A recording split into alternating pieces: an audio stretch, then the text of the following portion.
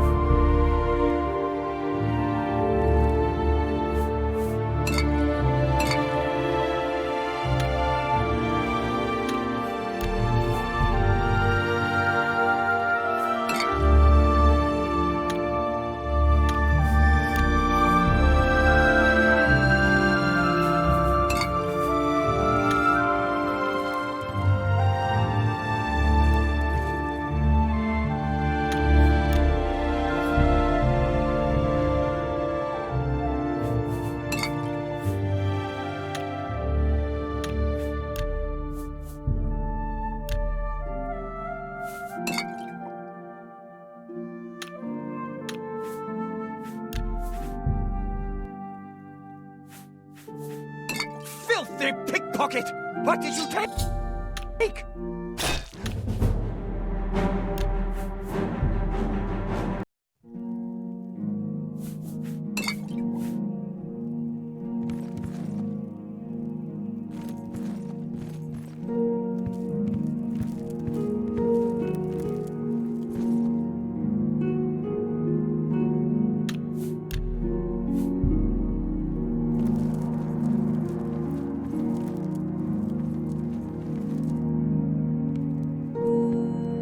What can I do for you?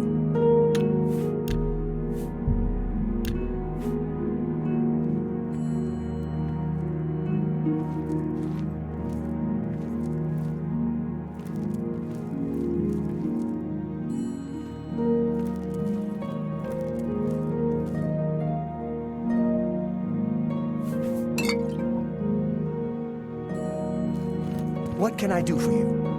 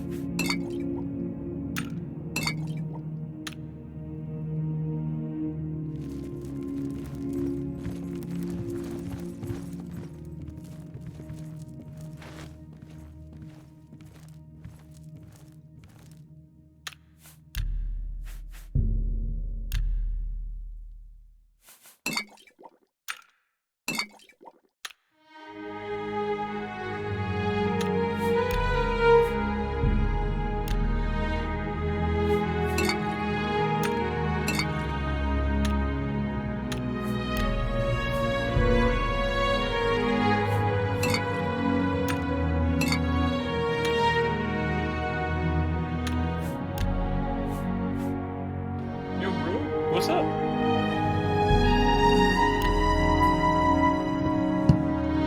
Well, you were away. I was just taking my stuff back from this merchant.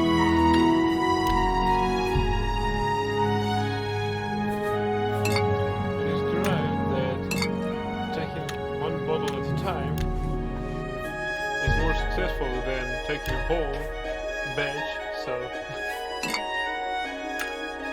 Not that we really need all those.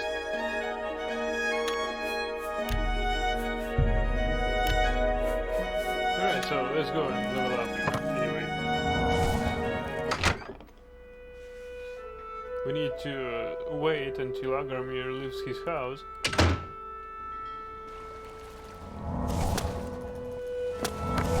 And that will do.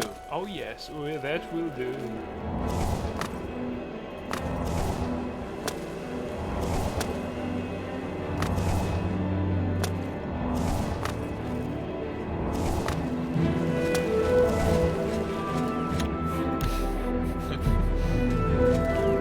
Citizen, how can I be of service?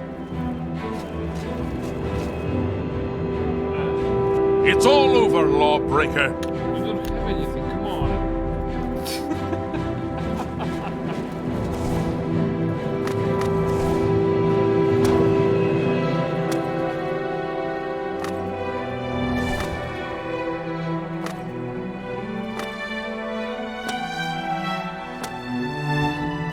There they go.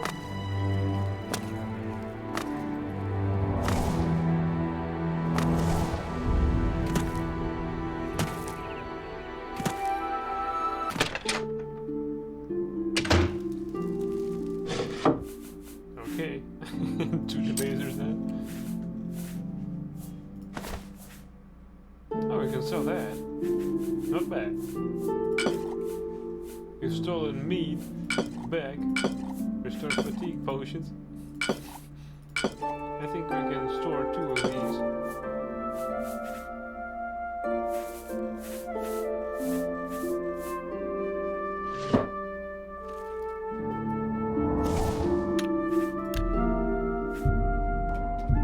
Okay, let's level up.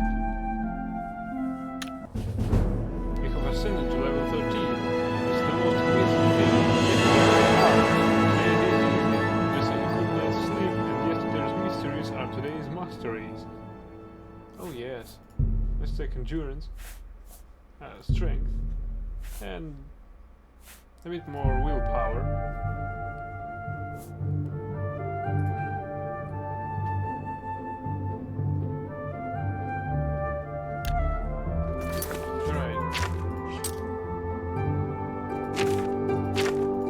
What was that?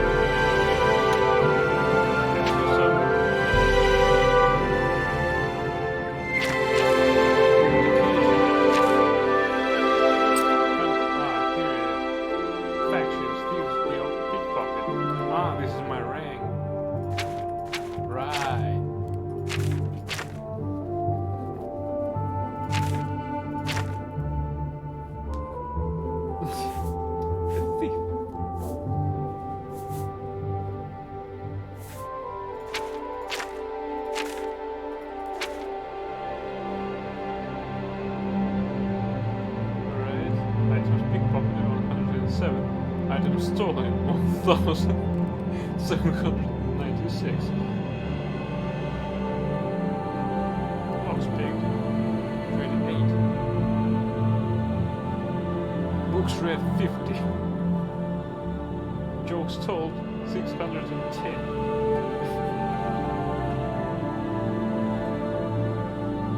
Still books read 1. Which one is it? Anyway.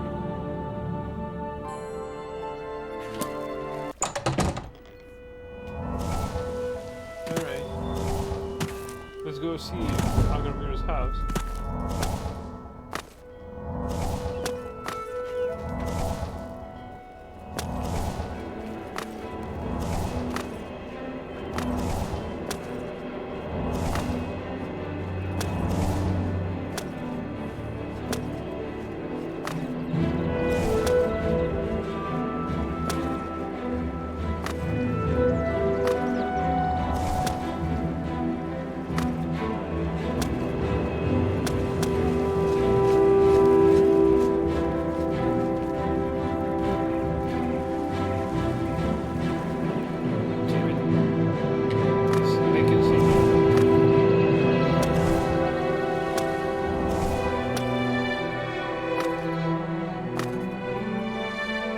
Access Roach, Witcher series games.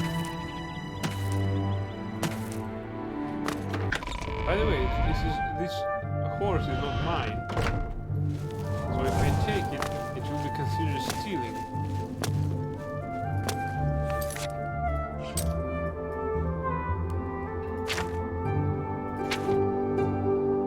We need. All right.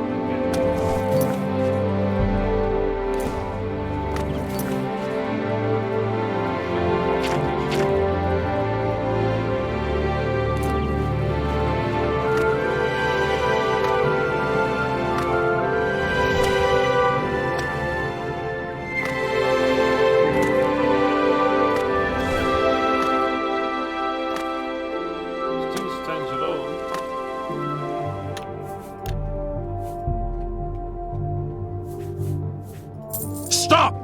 You violated the law.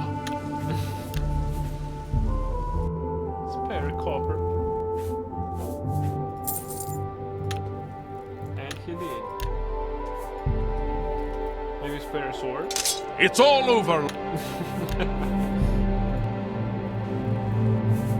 Stop!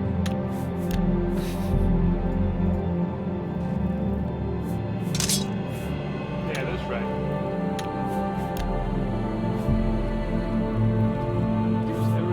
Stop right there! Hey, you already lost your sword. Stop! How about the breeches? Stop right there! Stop! Right, I don't think that this is worth our time. So let's go. That costs some Michael 5 gold tops. So stealing from this guy will be more efficient than from that guy over there. Alright, are you happy? What do you need?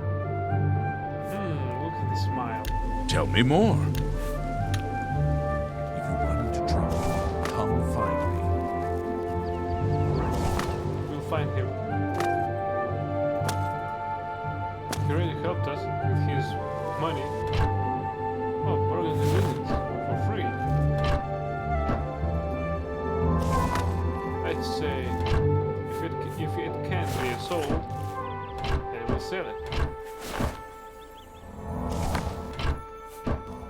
Oh, silver carafe.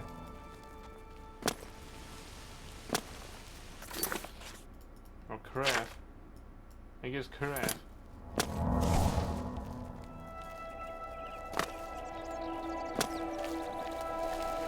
Elra Gale. Nice name. But someone's watching us. Ah, it's that guy. Greeting. My name is Elregale. I look after Thamriel. He's a little strange. Touched by the gods, they say. Right, let's talk. Please, go on. We already did. Tell me about the Imperial City. Thamriel says she hears voices. All the men and women who lived and died here for thousands of years. Maybe they left ghosts behind. And maybe it sounds day. like white noise because for thousands of years, how much people could die for thousands of years? A lot. That would be a Borg-style speed, I guess. Alright, are you barred inside?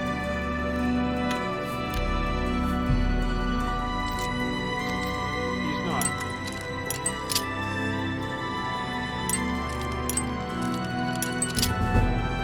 Security skill increased. And we're inside.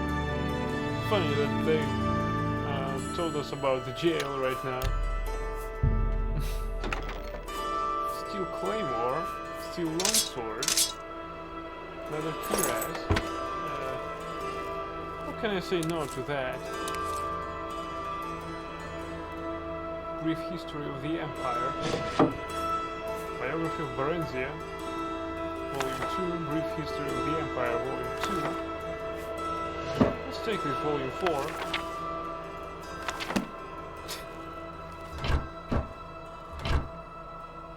Although I believe that we already have that book.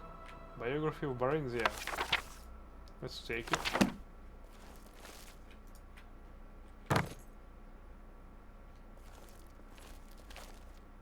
Two pumpkins.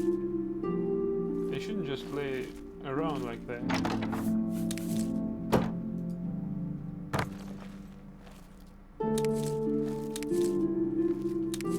Radish. Venison. Now that's the good stuff. Cheap wine. More cheap wine.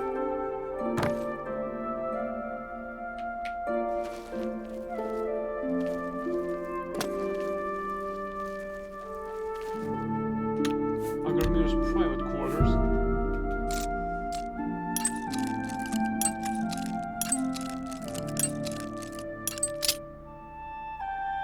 Come on.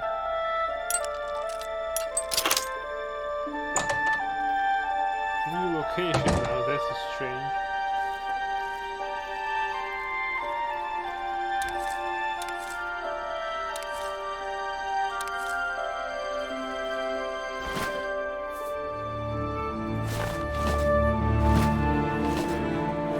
I think first we need to find some evidence.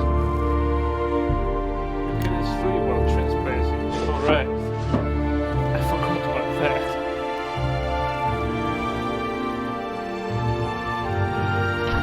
The indicator tells us that we're in the wrong location. Probably the basement is the right one. So let's boil something up and cook. You get the idea.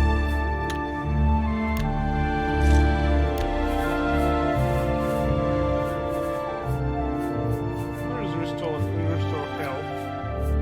Because I've got venison and restores health. Yeah, right. Now, nothing. So nothing with venison. Let's go for restore fatigue potions.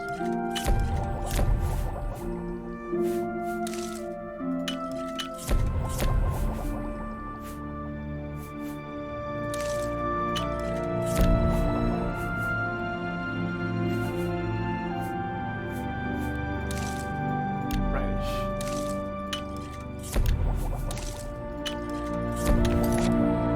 Alright, we've unloaded a bit.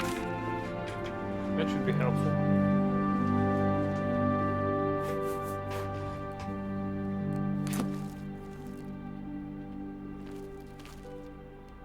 Mixed unit tactics. I think we read that.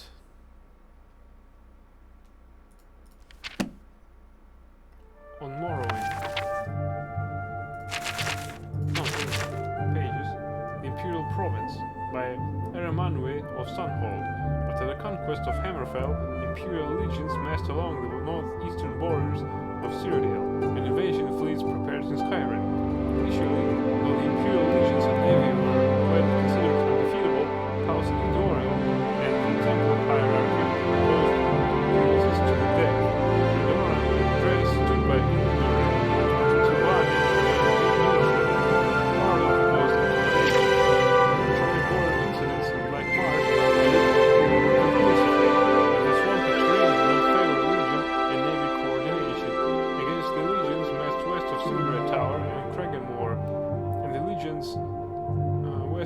Blacklight and Cormor's View, Morrowind had pitifully small militias stiffened by small companies of Redoran mercenaries and elite units of house nobles and temple ordinators and armigers. Further complicating matters was the refusal of Indoril, Dres, Hlaalu, and Telvanni to garrison the western borders. Indoril and Dres proposed, rather than defend the western border, instead to withdraw to the interior and fight a guerrilla war. With Hlaalu advocating accommodation and Telvanni remaining neutral, Redoran therefore faced the prospect of standing alone against the Empire. The situation changed radically when Vivek appeared in person in Vivek City to announce his negotiation of a treaty with Emperor Tiber Septim, reorganizing Morrowind as a province of the Empire, but guaranteeing, quote-unquote, all rights of faith and self-government.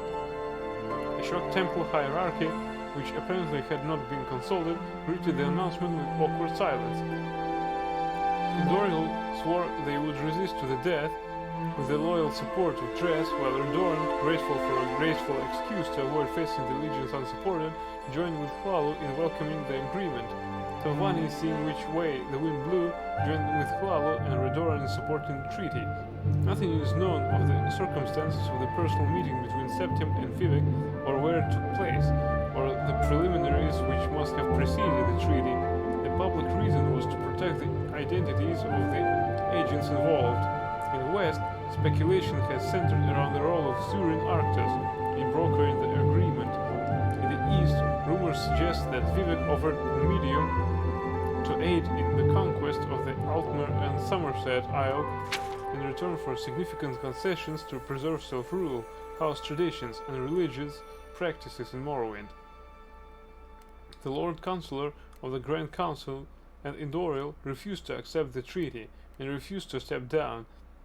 He was assassinated and replaced by Hlaalu. House Hlaalu took the opportunity to settle some old scores with House Indoril, and a number of local councils changed hands in bloody coups. More blood was shed in these inter-house struggles than against the Imperial legions during Morrowind's transition from an independent nation to a province of the Empire.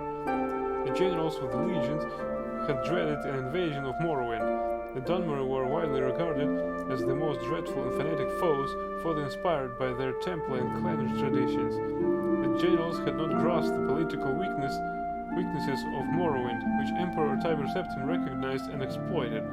At the same time, given the tragic depopulation and destruction experienced by the other provinces conquered by Septim, and the swift and efficient assimilation of Morrowind into the imperial legal systems and economy, with a relatively small impact on lower or upper classes of Morrowind citizens. The tribunal also deserves some credit for recognizing the hopelessness of Morrowind's defense and the chance of gaining important concessions at the treaty table by being the first to offer peace.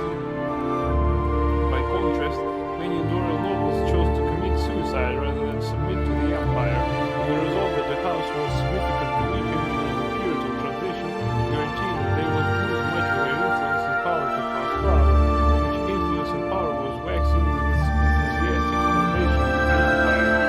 The temple hierarchy more skillfully managed their loss faced remaining aloof from political struggles and earning the goodwill of the people by concentrating on their economic, educational, and spiritual welfare. Biography of Barenziah, Guide to Skingrad. Let's check out our books, shall we? We got Biography of Barenziah Volume 1, Volume 2, let's say Volume 3.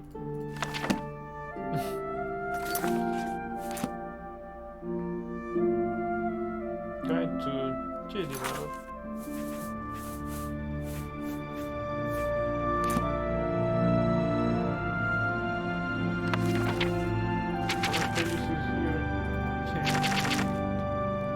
Alessius Otto's Guide to Jedinal. Arcade bless my body and soul. My name is Alessia Otis, and I'd like to tell you all about Jedinal. The first impression of the visitor to Jedinal is of broad green parklands, graceful willows along the banks of Corbolo, neatly groomed gardens and flowering shrubs. Jedinal looks prosperous, with clean, well-trimmed houses and neat stonework, ornamented with striking designs in glass, metal and wood. But what lurks beneath this pleasing appearance? Crime, scandal, corruption. Cheddinale is divided into 3 districts. To the north, on a hill, is the courtyard and inner keep of Castle Cheddinale. A road runs east-west below the castle from Eastgate to Westgate. The Cornwall River runs roughly north-south, with road dividing southern Cheddinale into 2 districts. Chapel to the east, Market to the west. Market district, like all the shops, inns, and footfalls. Chapel district are the chapel itself and Cheddinale residences. Bridges span the Cornwall River north and south. The south bridges connecting upon a pretty little island park in the middle of the river. Though Cheddinale lies in the Nibenian East, its culture is shaped by the dark elf immigrants who emigrated here in the past half-century from Morrowind. Many of these immigrants were fleeing the Morrowind's rigid society and heathen's temple theocracy. In Cyrodiil, they hoped to find the stimulating commercial atmosphere inspired by Zenithar's patronage. One of these immigrants is now Count Cheddinale, Andal Inderis of House Hlalu in Morrowind, but he came to Cheddinale searching for a greater opportunity. His sudden rise into the highest ranks of Cyrodiil nobility is hard to explain, and most old families of Cyrodiil rightly regard him as a presumptuous upstart. However, the discovery of the Count's wife, Lady Lathasa Inderis, badly battered and dead at the foot of the county hall stairs immediately attracted scandal, and rumors of the Count's dissipation, rages, and infidelity suggest a darker mystery behind her death. The chapel of Arche in Cheddinale is poorly attended. The Count sets a poor example. He never sets foot inside the chapel, but perhaps it is from fear of divine judgment that he avoids placing himself under the eyes of the Nine. Cheddinale's primate, priest, and healer are goodly people and staunch professors of the faith, but the most honored and respected of the chapel's clerics is Erendil, the living saint of Arche, a tireless crusader against the wicked practice of necromantic sorcery in the Mages Guild and the Imperial Battle College. Both of Cheddinale's inns appear respectable from the outside, but the Newlands Inn is owned by a wicked, profane dark elf ruffian, and the Cheddinale's Bridge Inn is owned by a dignified, devout imperial matron, so I am sure you know which place will serve you good, reasonable food, and which will provide you with a safe, clean bed where you are unlikely to be murdered for your purse. The honored proprietor of Cheddinale's bookstore is Magna, an Argonian and a ruder, more disagreeable creature I have never met. Nonetheless, his selection of books is excellent and his price is reasonable. The poorest of Cheddinale's residences are bright and clean, with well-groomed grounds, and the citizens think it no inconvenience when you step in to admire their furniture and appointments, provided you do this at a decent hour. However, be warned, many of these residents seem respectable to all appearances, but no sooner do they open their mouths than they reveal themselves to be evil brutes, shocking and rude, and more likely to murder you and bury you in their basements as to speak a civil word to you. That many of these rough and pleasant people are orcs should be no surprise to you. However, you will not wish to miss the house of Cheddinale's most notable citizen, the celebrated painter Raif Lithandas. He is often hard at work in his studio and not to be disturbed, but his wife is gracious and hospitable, and may be persuaded to show you those of his paintings which hang on his own walls. Follow the Nine to glory.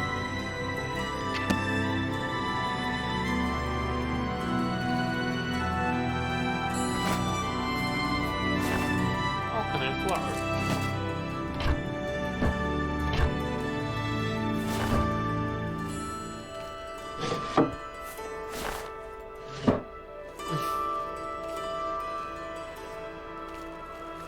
Yeah, I can't sleep while trespassing.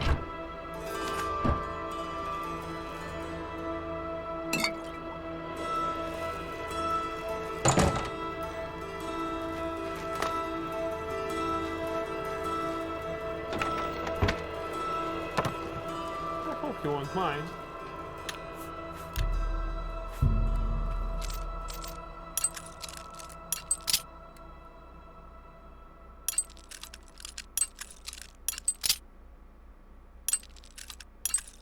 Damn it.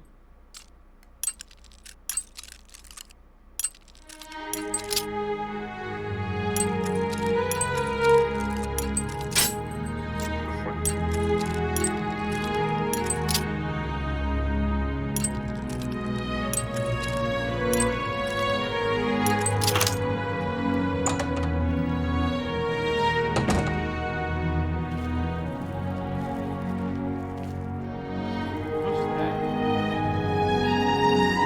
Oh, it's a shuttle. I found my way to Ackerman's basement. The place consists of an odd assortment of clothing and trinkets. Most disturbing is the dirty shovel and mud-encrusted boots tucked into the corner and the bits of ground bone meal strewn about it. I suspect Ackerman's stock he sells to Thoronir is taken from the recently dead. I should continue to search carefully for more solid evidence into this grisly accusation. Bone meal.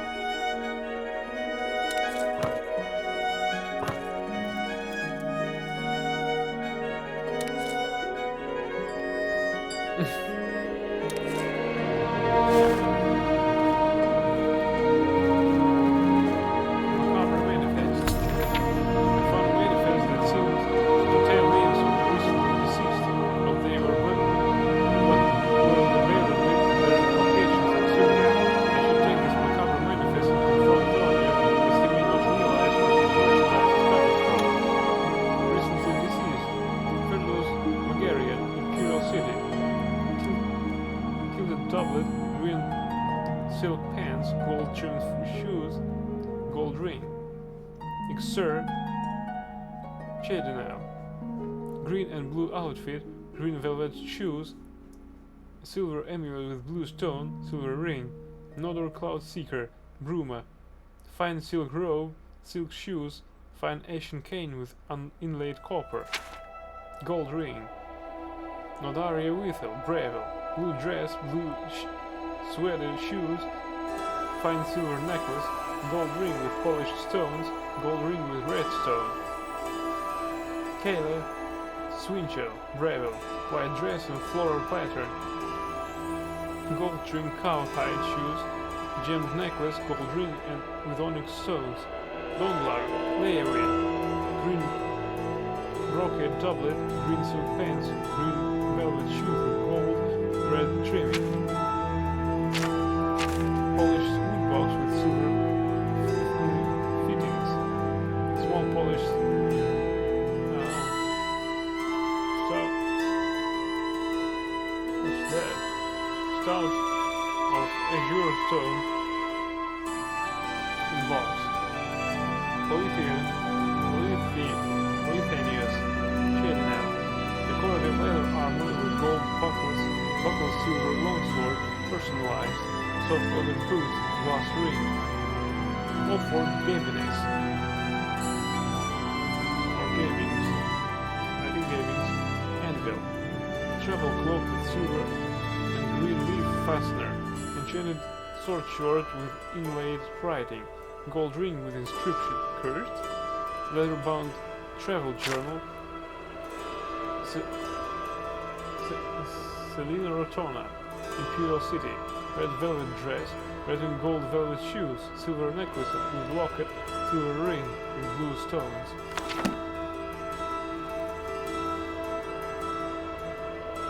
Crystal ball.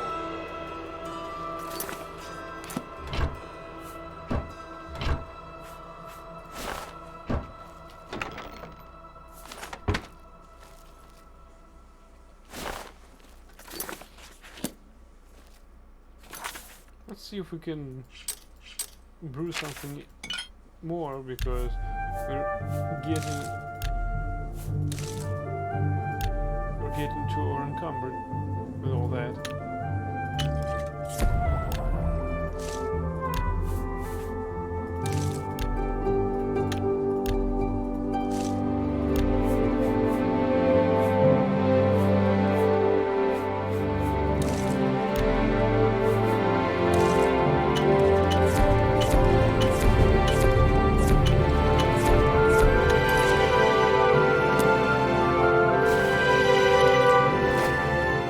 Whoa.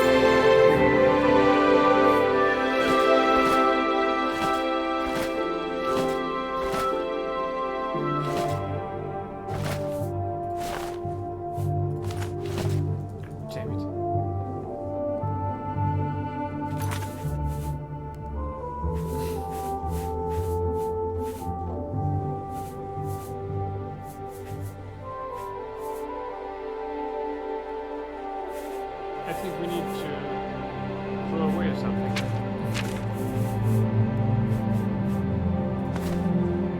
Nope.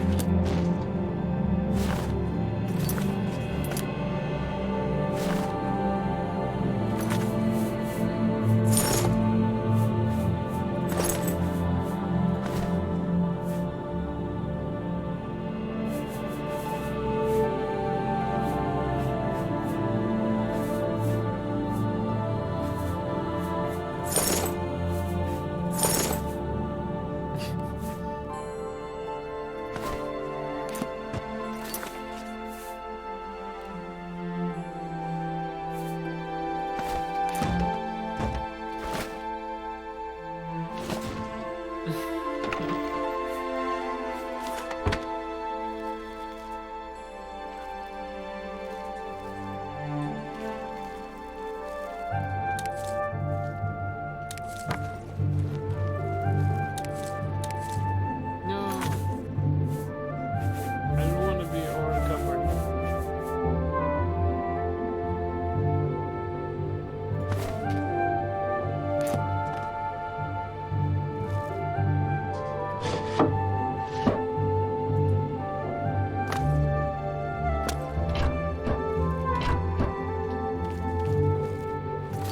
Oh, I don't have to make a choice here.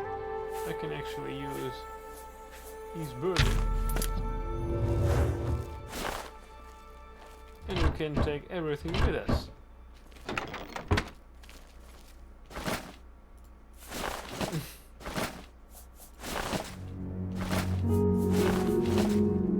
I almost forgot about this spell.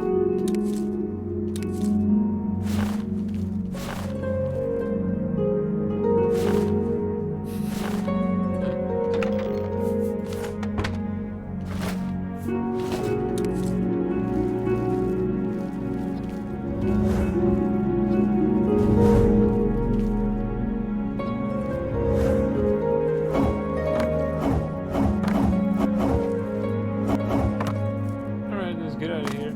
We took everything that would have at least some value. No, we didn't. Meeting continues.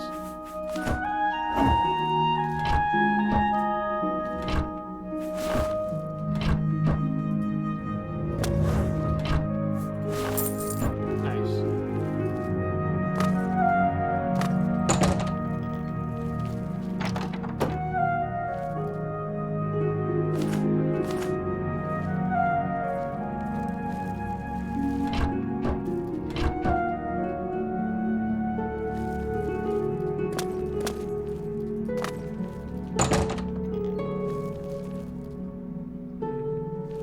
Is there any silverware here?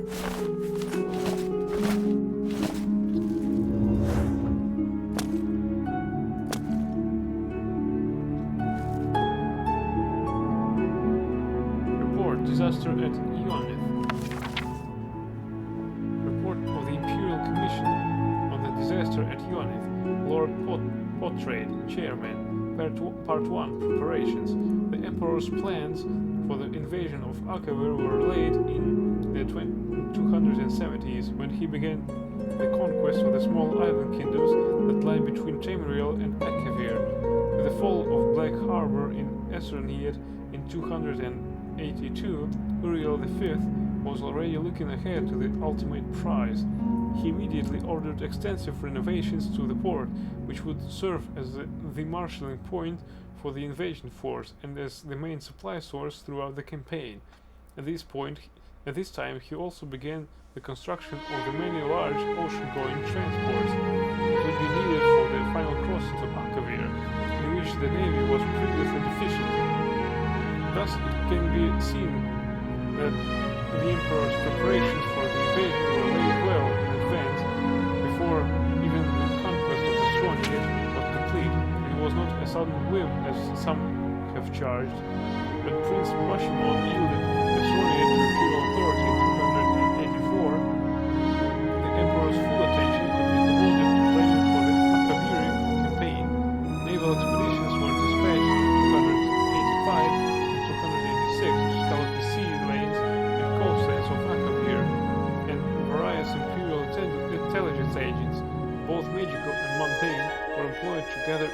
expedition. Too quiet. How about that?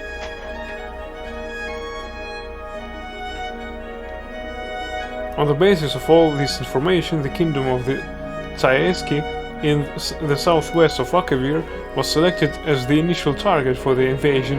Meanwhile, the emperor was gathering his expeditionary force. A new Far East fleet was created for the campaign, which for a time dwarfed the rest of the navy. It is said to be the most powerful fleet ever assembled in the history of Tamriel.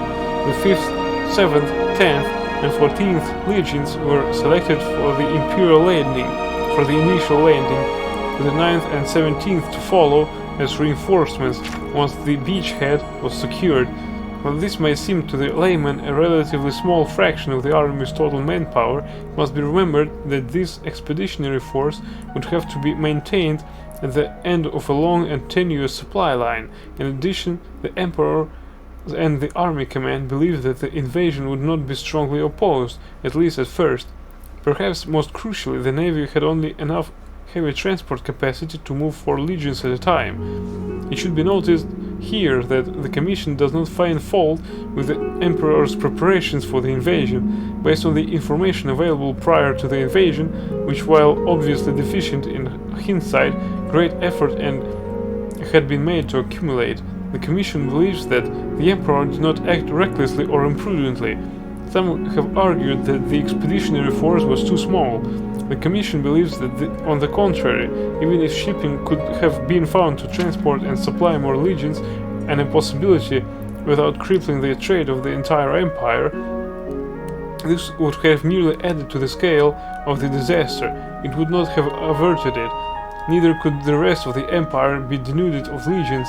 The memory of the Camoran usurper was still fresh, and the emperor believed, and the Commission agrees, that the security of the empire precluded a larger concentration of military force outside of Tamriel. If anything, the Commission believes that the expeditionary force was too large. Despite the creation of 2 new legions during his reign and the creation of the 5th, the loss of the expeditionary force was left the empire in a dangerously weak position relative to the provinces, and the current situation makes all too clear. This suggests that the invasion of Akavir was beyond the empire's current strength. Even if the emperor could have fielded and maintained a larger force in Akavir, the empire may have disintegrated behind him. Part 2. The invasion of Akavir.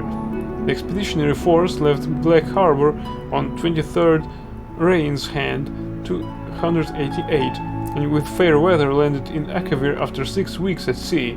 The landing site was a small Tsaeski port at the mouth of a large river, chosen for its proximity to Tamriel as well as its location in a fertile river valley, giving easy access to the interior as well as good foraging for the army. All went well at first. The Tsaeski had abandoned the town when the expeditionary force approached, so they took possession of it and renamed it Septimia, the first colony of the new imperial province of Akavir. While the engineers fortified the town and expanded the port facilities to serve the Far East fleet, the emperor marched inland with 2 legions. The surrounding inland was reported to be rich, well-watered fields, and meeting no resistance, the army took the next city upriver, also abandoned. This was refounded as Ionith, and the emperor established his headquarters there, being much larger than Septimia and better located to dominate the surrounding countryside. The expeditionary force had yet to meet any real resistance, although the legions were constantly shadowed by mounted enemy patrols which prevented any but large scouting parties from leaving the main body of the army. One thing the emperor sorely lacked was cavalry. Due to the limited space on the transport fleet, although for the time being the battle mages made up for this with magical reconnaissance. The emperor now sent out envoys to try to contact the Tsaeski king or whoever ruled this land, but his messengers never returned. In retrospect, the Commission believes that valuable time was wasted in this effort while the army was stalled at Ionith, which could have been better spent in advancing quickly while the enemy was still apparently surprised by the invasion. However, the emperor believed at the time that the Tsaeski could be overrode overawed by the Empire's power, and he might win a province by negotiation with no need for serious fighting. Meanwhile, the four legions were busy building a road between Septimia and Ionith, setting up fortified guard posts along the river and fortifying both cities' defenses, activities which would serve them well later. Due to their lack of cavalry, scouting was limited, and communication between the two cities constantly threatened by enemy raiders, with which the legions were still unable to come to grips. The original plan had been to bring the two reinforcing legions across as soon as the initial landing had secured a port, but the fateful decision was now taken to delay their arrival and instead begin using the fleet to transport colonists. The Emperor and the Council agreed that, due to the complete abandonment of the conquered area by its native population, colonists were needed to work the fields so that the expeditionary force would not have to rely entirely on the fleet for supplies. In addition, unrest had broken out of Ineslia, athwart the supply route to Akavir, and the Council believed that the 9th and 17th legions would be better used in pacifying those territories and securing the expeditionary forces' supply lines.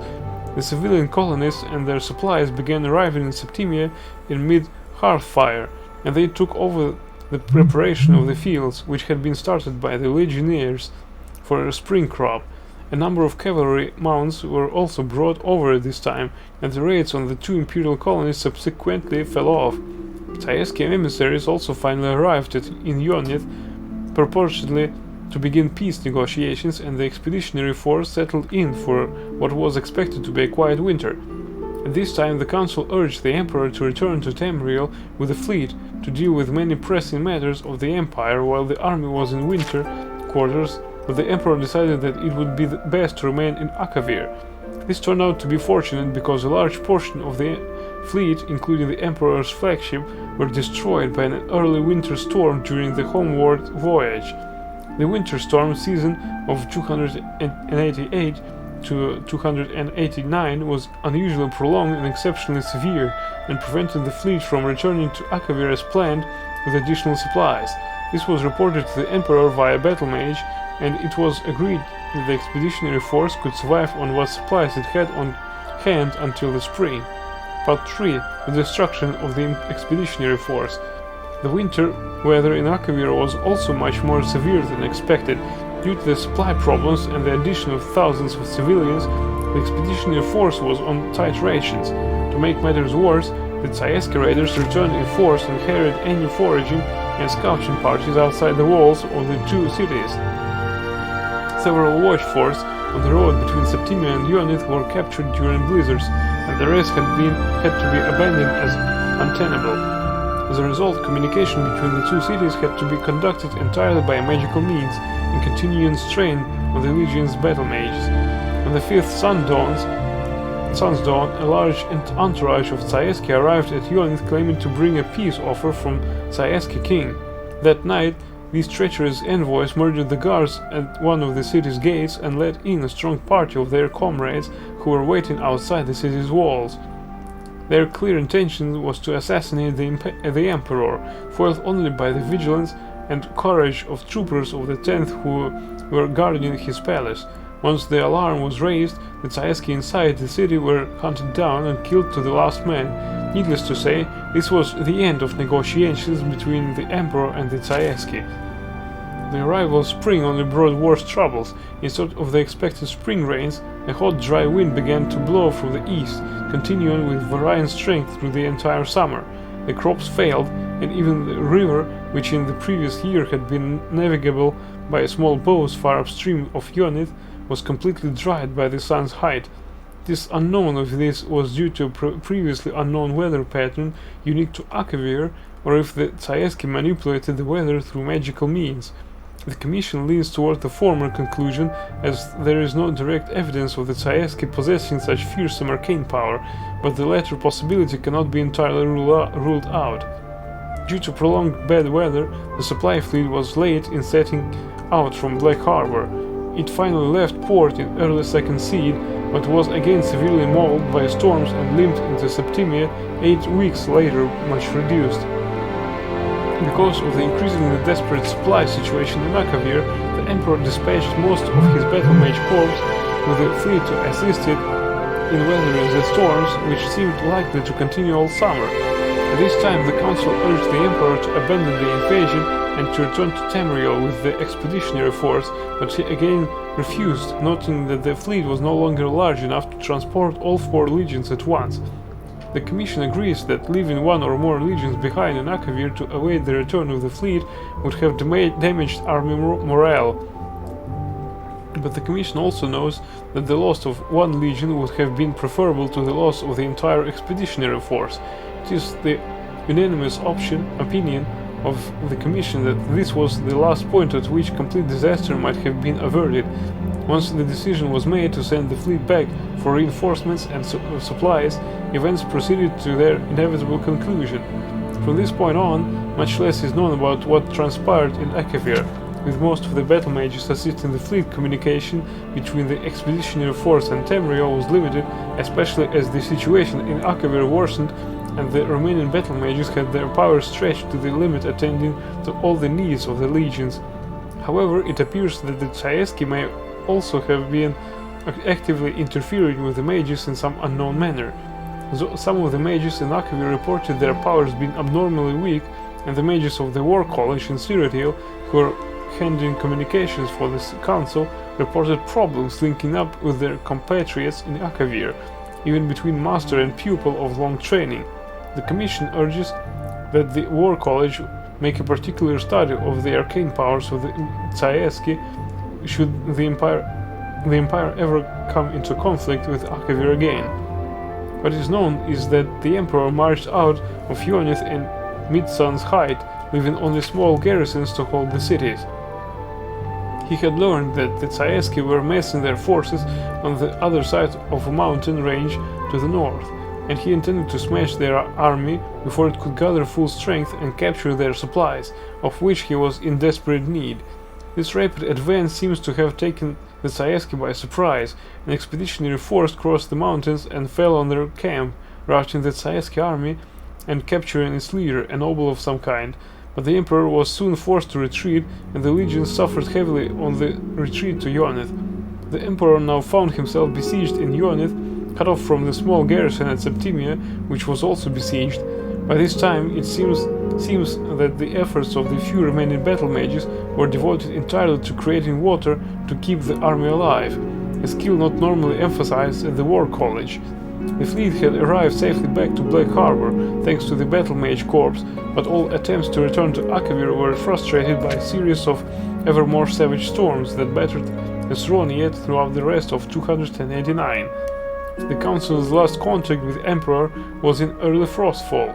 By Evening Star, the Council was extremely worried about the situation in Akavir and ordered the fleet to sail regardless of the risk. Despite the continued storms, the fleet managed to press on to Akavir. Hope was raised when contact was made with the Emperor's battle mage, who reported that Yonith still held out. Plans were quickly laid for the expeditionary force to break out of Yonith and fall back on Septimia, where the fleet would meet them. This was the last direct contact with the expeditionary force. The fleet arrived in Septimia to find its garrison under the savage assault from a large Tsaeski army. The battle mages with the fleet drew back the enemy long enough for the survivors to embark and the fleet to withdraw. The few survivors of the expeditionary force who reached Septimia told how the Emperor had led the army out of Yonith by night 2 days earlier, successfully breaking through the enemy lines, but then being surrounded by overwhelming forces on the road to Septimia. They told of heroic last stand by the Emperor and the 10th Legion, which allowed a remnant of the 14th to reach Septimia. Two survivors of the 10th arrived in Septimia that night, having slipped through the enemy lines during their undisciplined victory celebration. These men confirmed having seen the Emperor die, cut down by enemy arrows as he rallied the 10th shield wall. Part 4. Conclusion. The Commission believes that the invasion of Akavir was doomed from the start for several reasons, none of which could have been foreseen beforehand, unfortunately. Despite extensive intelligence gathering the expeditionary force was clearly unprepared for the situation in Akavir. The unexpected weather which plagued the army and navy was particularly disastrous. Without the loss of majority of the Far East fleet during the campaign, the expeditionary force could have been withdrawn in 289. The weather also forced the Emperor to assign most of his battle mage corps to the fleet, leaving him without their valuable assistance during the fighting which soon followed. And of course, the unexpected drought which struck Ionia during 289 dashed the hopes of supplying the army locally and left the expeditionary force in an untenable situation when besieged in Ionia. The Zayevsky were also much stronger than intelligence reports had suggested. Information on the size of the army the Zayevsky were eventually able to field against the expeditionary force is vague, as the only serious fighting took place after regular communications were cut off between the Emperor and the Council. Nevertheless, it seems likely that the Zayevsky outnumbered the Emperor's forces by several times, as they were able to force 4 crack legions into retreat and then keep them under siege for several months. As was stated previously, the Commission declines to criticize the initial decision to invade Akavir. Based on what was known at the time, the plan seemed sound. It is only with the benefit of hindsight thus it became obvious that the invasion had very little chance of success. Nevertheless, the Commission believes several valuable lessons can be taken from this disaster. First, the Zayevsky may have extremely powerful arcane forces at their command. The possibility that they may have manipulated the weather across such a vast region seems incredible, and it should be noted that 3 commissioners strongly objected to this paragraph even being included in this report, but the Commission believes that this matter deserves urgent investigation. A potential danger is such that even the slight possibility must be taken seriously. Second, the Zayevsky appeared to possess no navy to speak of. The expeditionary force was never threatened by sea, and the Far East fleet fought nothing but the weather. Indeed, initial plans called for a portion of the fleet to remain in Akavir for use in coastal operations, but in the event there were very few places where the large vessels of the fleet could approach the land, due to the innumerable reefs, sandbars, islands, etc. that infested the coastal waters north and south from Septimia. Due to the utter lack of trees in the plain around Septimia and Ionith, the expeditionary force was unable to build smaller vessels which could have navigated the shallow coastal waters. Any future military expeditions against Akavir would do well to consider some way of bringing a means for inshore naval operations in order to exploit this clear advantage of the Zayevsky, an advantage that was sadly unexploited by the expeditionary force. Third, much longer-term study needs to be made of Akavir before another invasion could even be contemplated. The information gathered over the 4 years prior to the invasion was extensive, but clearly inadequate. The weather conditions were completely unexpected, the Zayevsky much stronger than expected, and the attempted negotiations by the Emperor with the Zayevsky a disaster.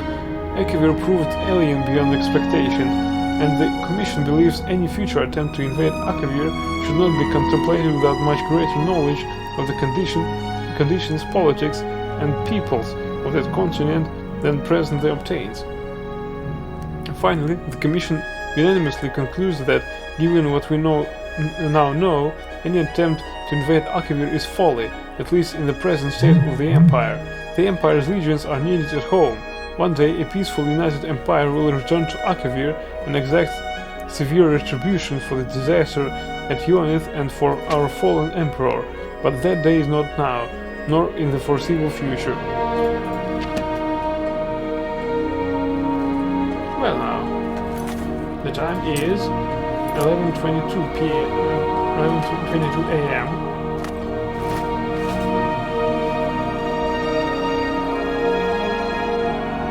Alright, it's time to leave this place as we reached everything we needed.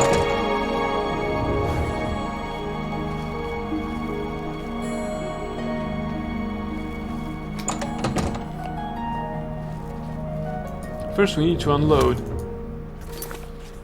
This is too much to haul anyway.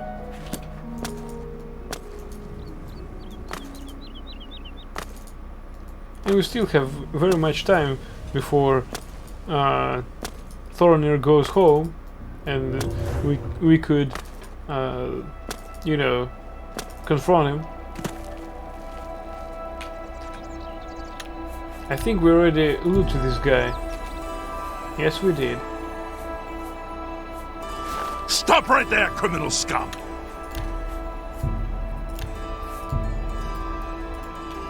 Uncle Griswold, it's me. Don't you recognize me?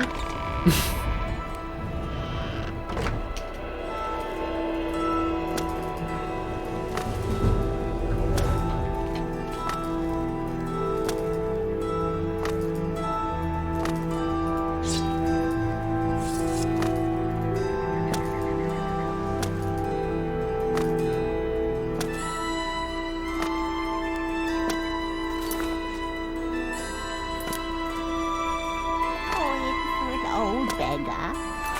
Old beggar.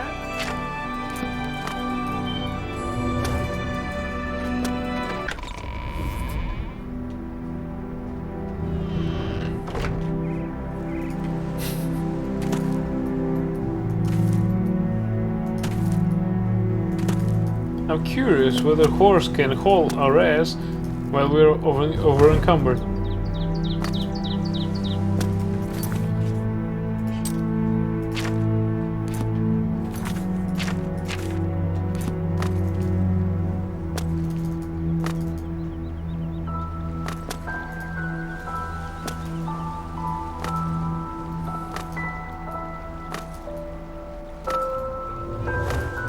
It takes 1/3 of our magicka. One cost, I mean. Hello there. What's new with you? I ran into some goblins in the woods not long ago. Goblins in the woods? You're a pirate. I thought he was in a voyage.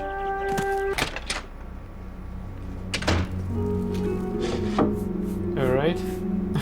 Let's unload now.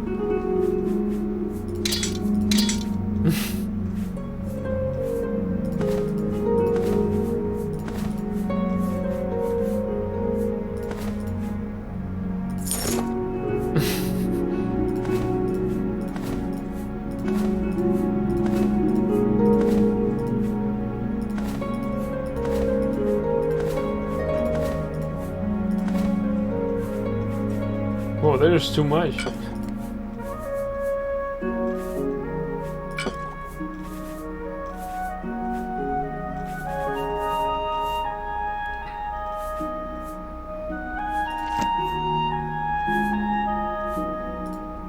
Nope, is quest. It's a quest item.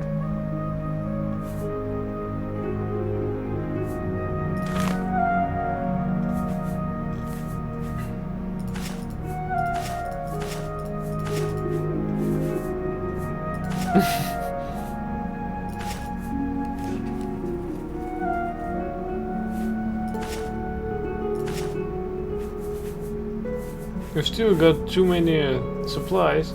We need to unload somewhere. Alright, let's go to Thornir.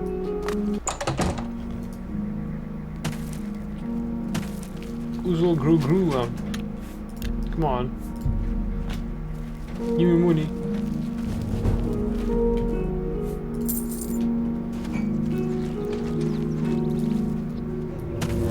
Alright, I think it went well.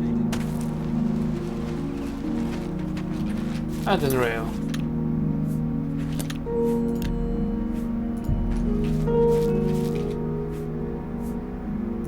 Keep your finger, thief! You won't get away with this!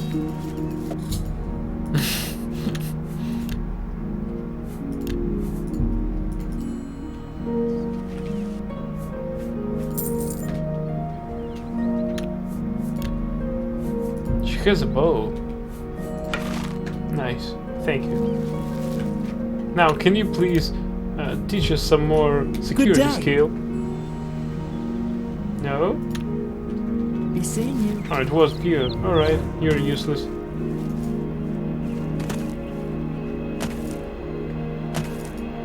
Who's that?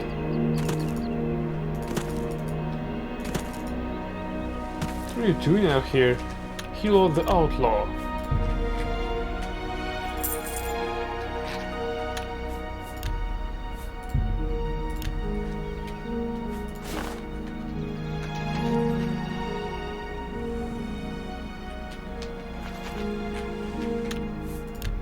We're a follower of Grey Fox too. You wear the shadows well, fellow thief.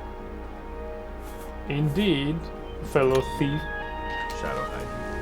Shadow hide you too, but you're not in the shadow, I am. And I'm deep in the shadow.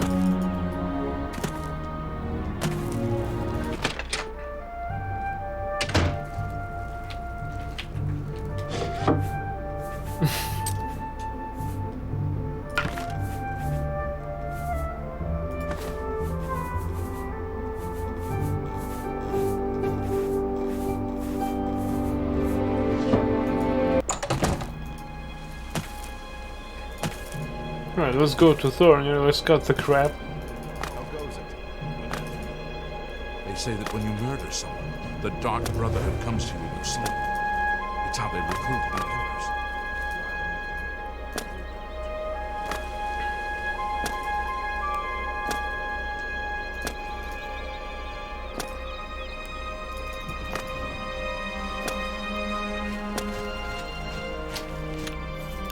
members. Quickly before he ascends the stairs. Stop right!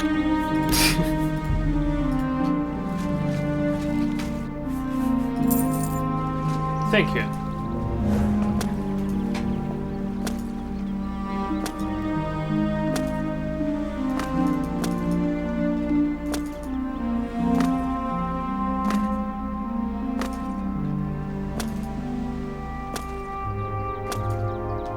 Let's see the map. Yeah, I think we're better head off there. Because with that, we'll reach the market square faster. Much faster than I thought.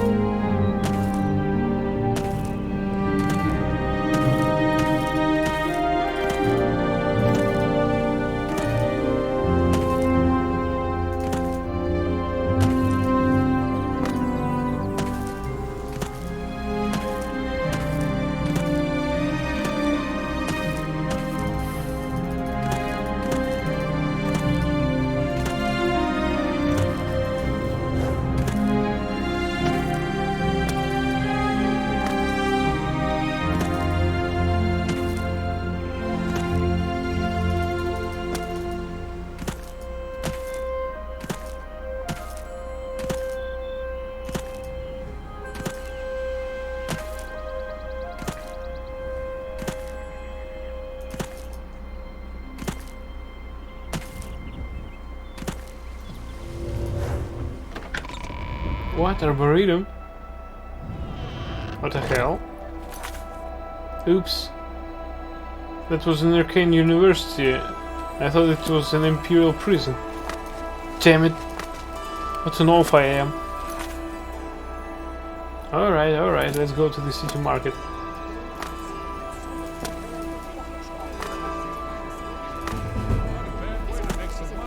If you've got the stone. Good afternoon.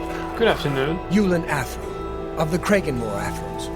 Made my fortune in the flint trade, and now I'm here in the city, living a life of ease. Certainly. Oh, his initial disposition is okay with us. What? Duh, good one. Duh, not bad. Don't try to manipulate me. Sure. What? No more! You're frightening me! Tell me about the Imperial City. I don't miss Morrowind. All that sour tribunal grumbling and old-fashioned ancestor worship. Good riddance. Rumors. A lot of mages swear by Rindir's staffs. Oh, really? Take care. Have you heard any word about the other provinces? There are Hello. foul tidings. What is it, Skyrim? Othrelos? Orthrolos. I'm a sneak. Advanced sneak, in fact. And I train sneaks. No law against it.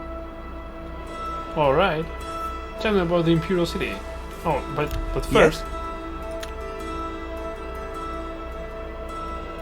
Don't we? Good one. I doubt it. Yeah. We're aiming for a don't discount. Whatever you want. Though I it is don't most unlikely yeah, we'll receive sure, one. that's cute. Yeah. I don't. Whatever you want.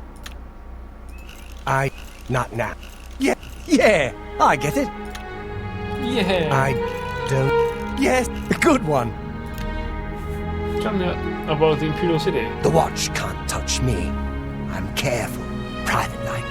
Don't like people following me. Sure, it makes people nervous, seeing me sneak around. Too bad.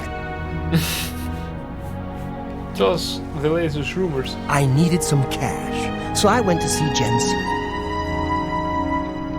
I can show you some new things. Yeah, please do. Well, his services are Knowledge really is expensive. power. Thanks. Shadow I haven't Hydra. time for fools. He's getting older, Be seeing you. but he can still teach a bit about alteration. He's been teaching it since before the Hail. Hail. My name is Alicia Otis, and I'd like to talk about the 9 Divines. Oh, We'll see.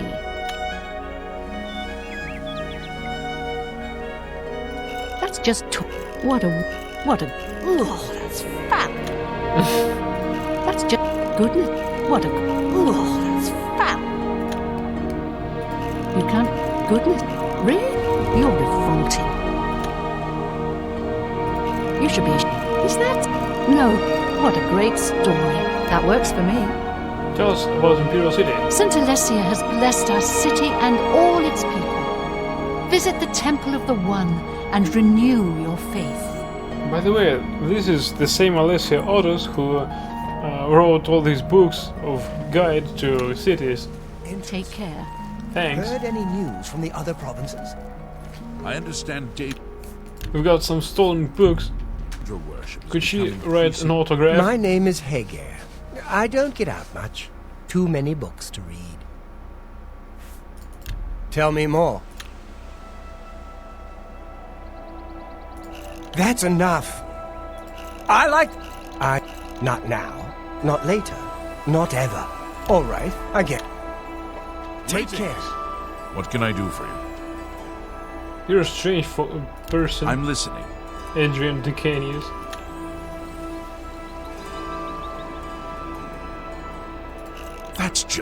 That's what a great story. You're wasting your breath. I wish I could say that. Don't talk. What is that? Where'd you get that? That's good. Well, that's what nonsense. I wish. Oh, please. Thanks. You too. Oh, it's you again. Me again, yeah. I've heard that you've been asking around about that corrupt guard. Just don't mention my name. I have enough problems. I'm listening. What's your deal with all that?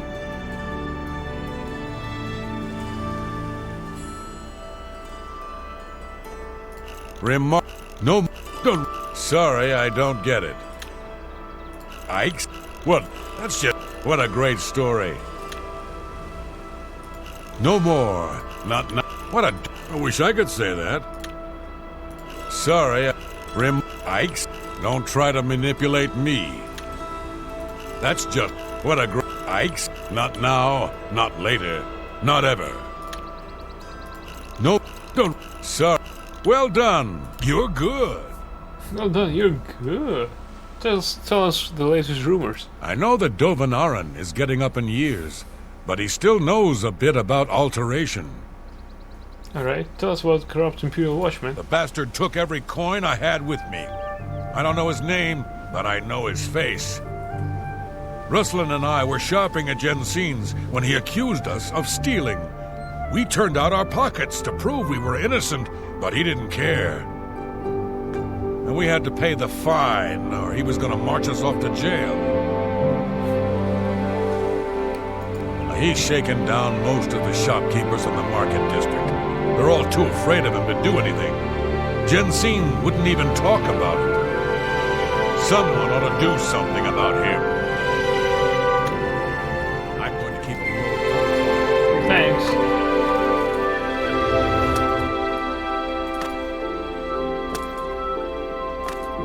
Oh, we're moving too fast, which means that we're not sneaking. Oh, nobody's watching. Good. Spare a few coins. Stop! Alright, give me your coins. It's all over, lawbreaker. Lawbreaker. Thanks.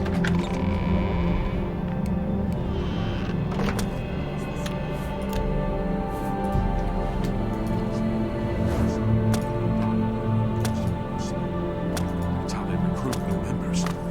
It can't be. No doubt. Have you had the pleasure of staying at the Tiger Center?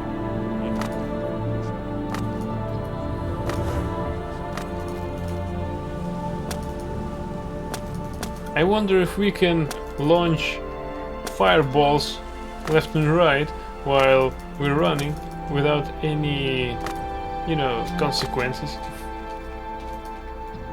That would be great.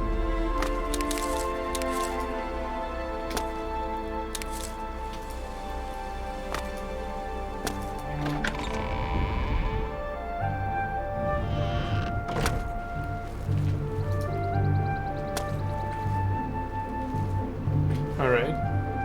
Who's watching?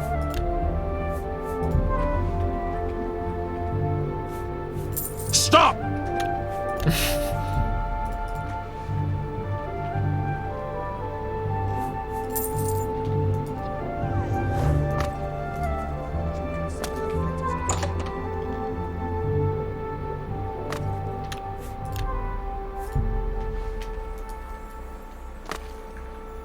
Welcome back. Lestrade. Can I interest you in some of my wares?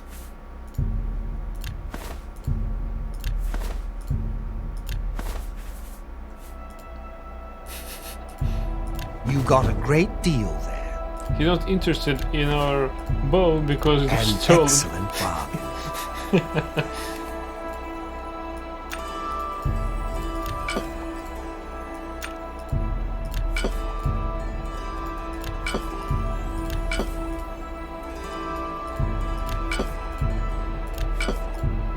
You got a great deal there. An excellent bargain.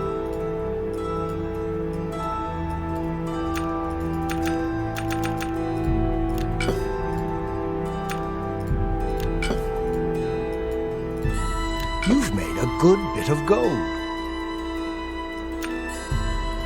That's a good deal.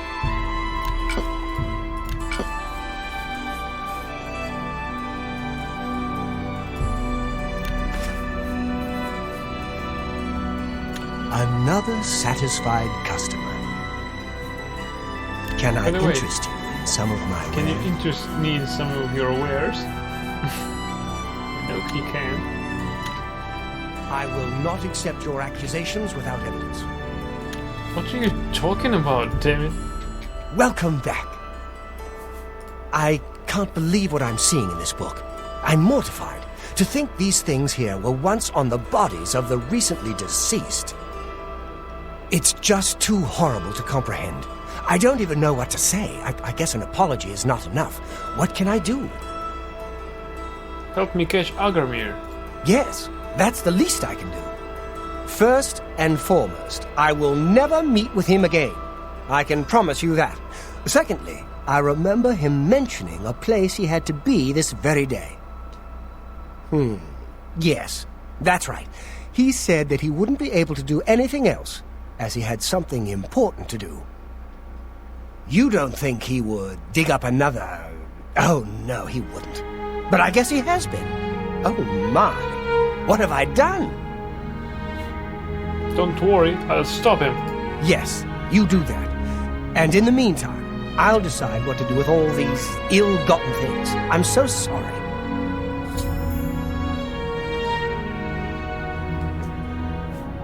Let's talk about your inventory. Or... Tell me more. I don't even want to look at it for another moment. let's talk about rumors. Calendly runs a nice place at the Mystic Emporium. Okay.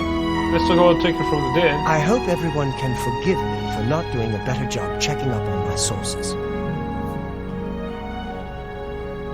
May I interest you in some of my... Right, I thanks. hope you can forgive me. I had no idea. Yeah, I can forgive you by, you know, reaching your stuff with my sticky fingers.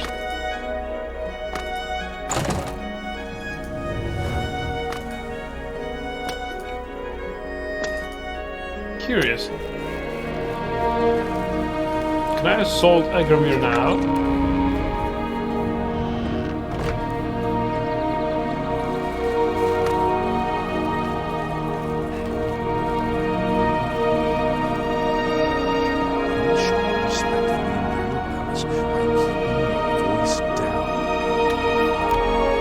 How can I do that? Trouble? Trouble? Yes?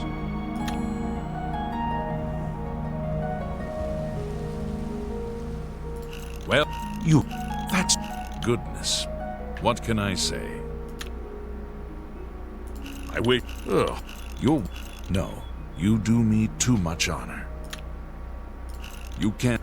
Please... You're revolting. Please... Not... Oh, please. I wish... You're... Please. I'm embarrassed, but thank you. No. Well, you can't scare me. That's not bad. Tell us about Elder Council. The Elder Council chambers are closed to the public for the duration of the emergency. Let's talk about rumors. Emperors have been assassinated before. No, I'm not interested in that Stay one. safe, citizen.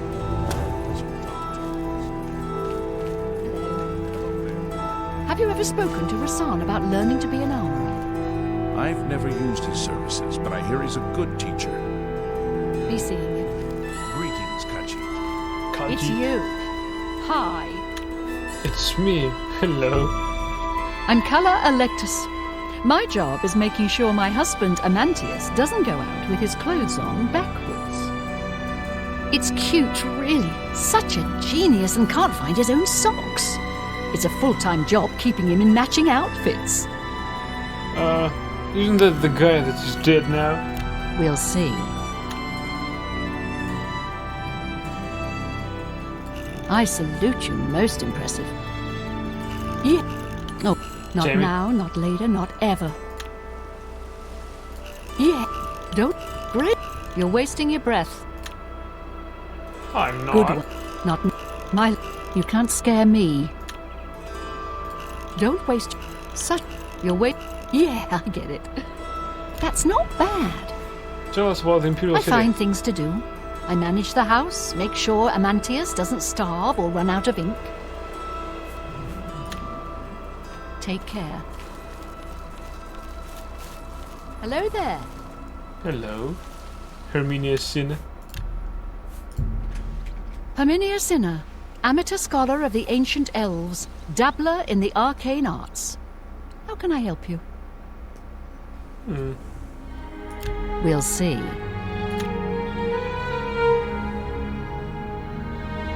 Is that... Please, I whip... You're revolting. What a... You should... Is that so? No, you can't... What a wonderful compliment. Wonderful compliment. That's just... Well... Oh, that's foul. Please, You're wasting your breath. Thanks. Be seeing you.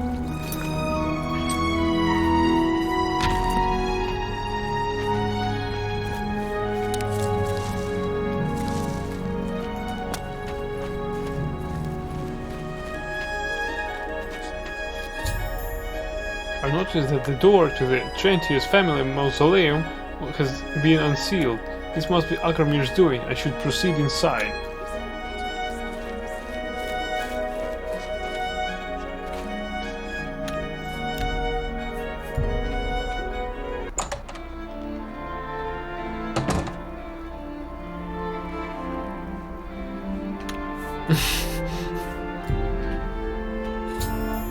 I've located Agramir inside the Trentius family mausoleum.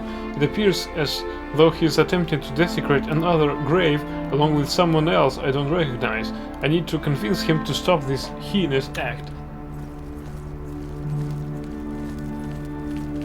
I had a feeling you'd catch on sooner or later. That's why I had this trap prepared for you. If you'll notice, the grave is already dug. This time, it wasn't to take something away from the graveyard. It was to add something. I'm afraid all I can offer you is an unmarked grave. What?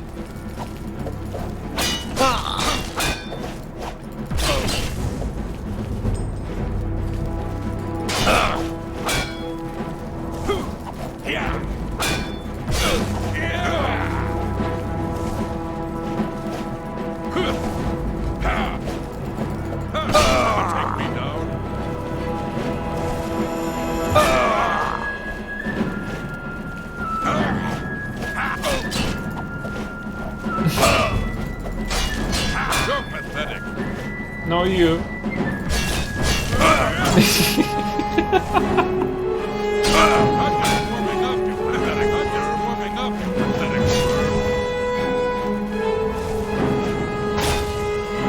What the hell?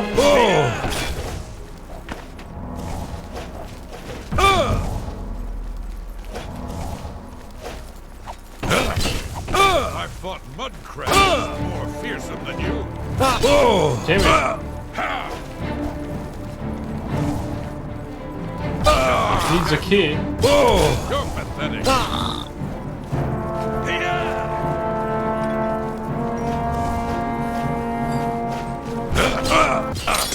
Crap.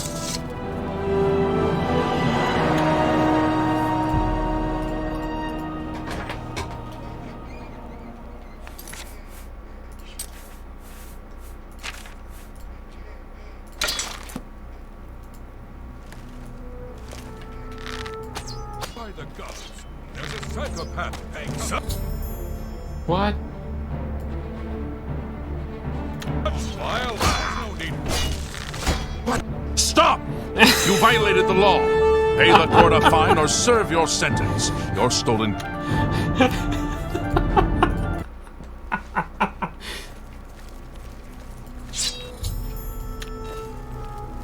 I had a feeling. Let's get this over with. I'll send your bloody soul straight to Sultan. This ends here.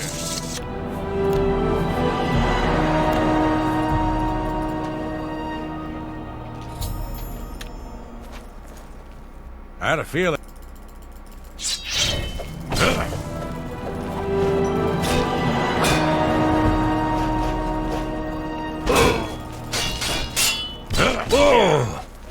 Damn it.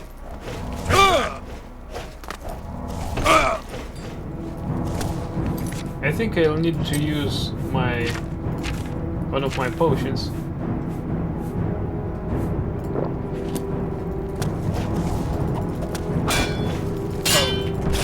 I'm just warming up, you pathetic worm.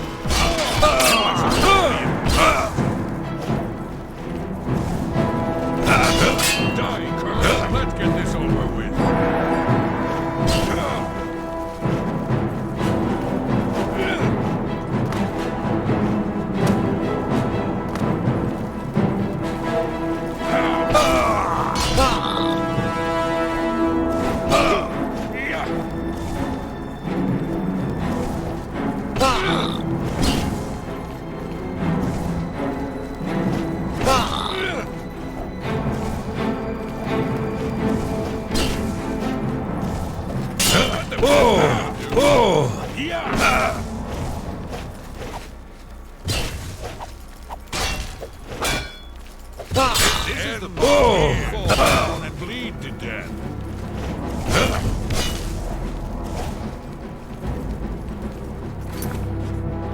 Your light skill, light armor skill increased. What's the matter? Getting tired?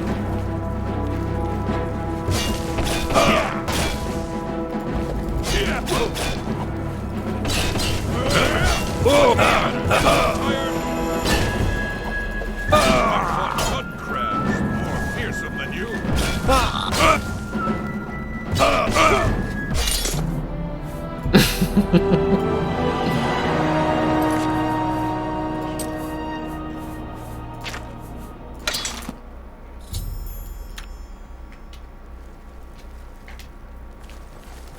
I had a fear.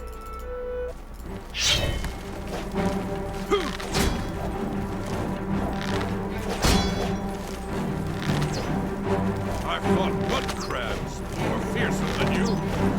I'm supposed to be impressed.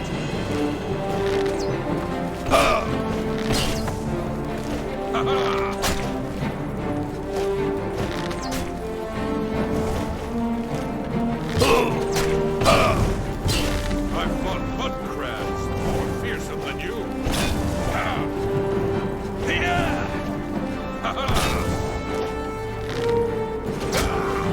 What you got?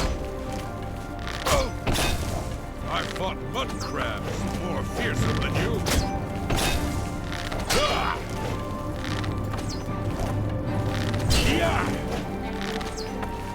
I'm just show me what you got. We can't because there is no way to prepare a sneak attack here in this location. You'll never take me down.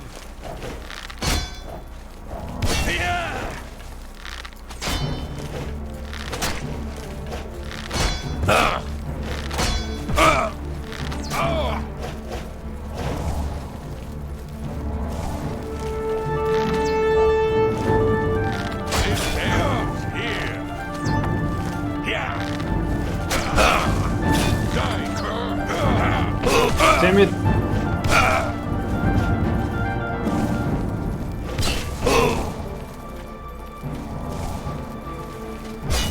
We can't sneak attack one of them. There is no space, enough space here to do that.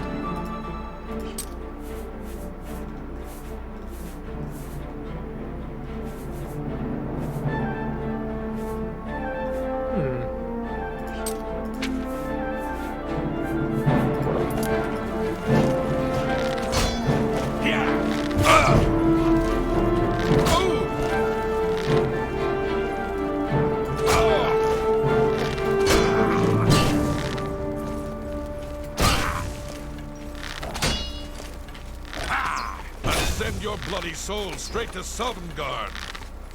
Die! Yeah, I need to speak with them, or if I attack them, this would be considered outlaw action, and the guard will interfere.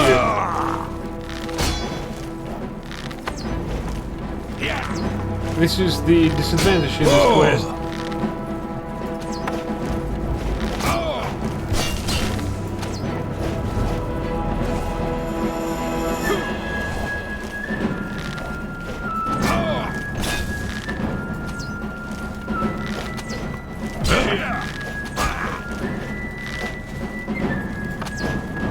Am I supposed to be impressed?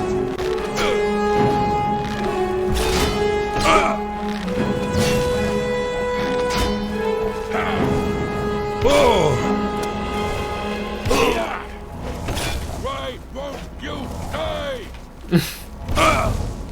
Show me what you've got.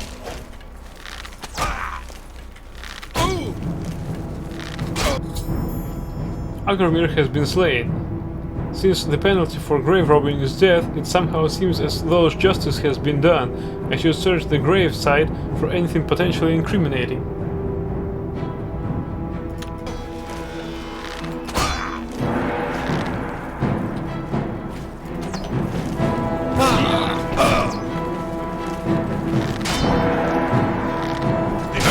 I can't dash to evade their attacks. Show me what you've got.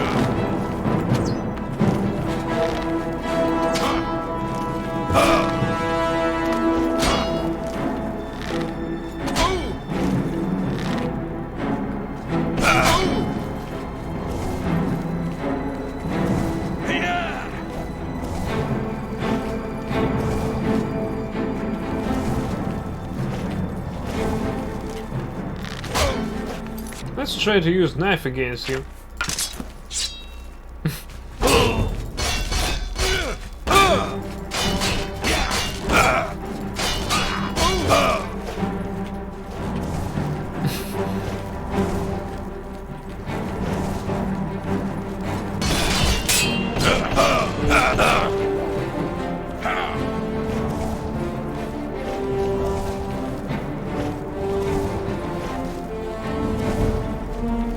Do your worst. This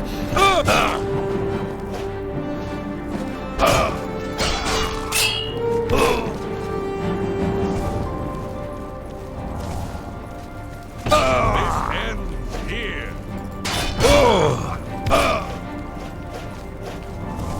Yeah.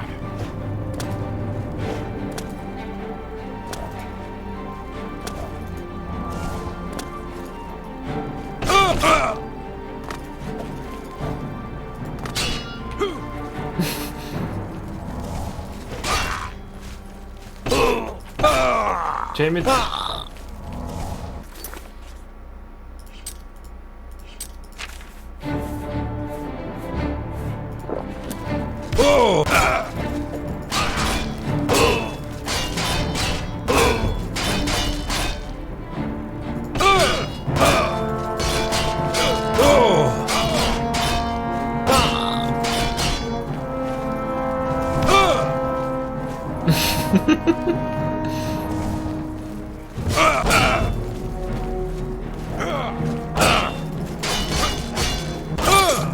What? Damn it.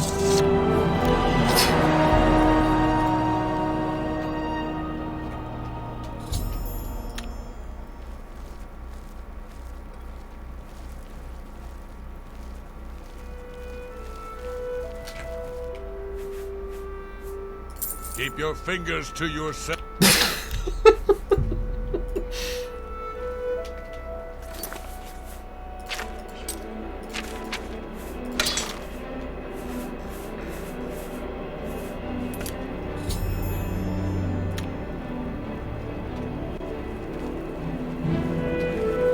I had a feel. Die, cur!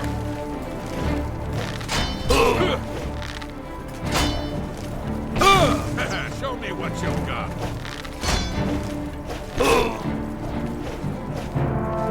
Yeah! Why won't you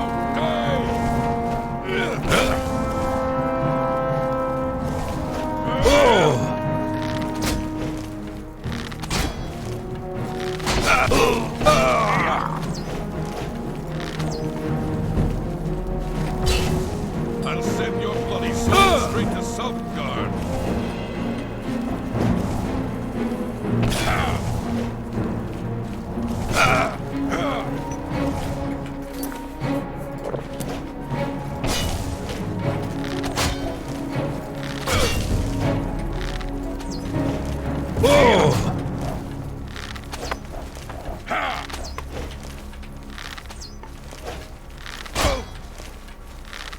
Whoa! Die, damn you! Whoa!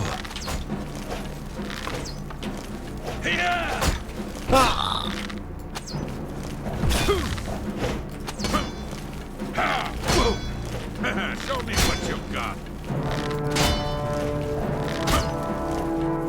Yeah!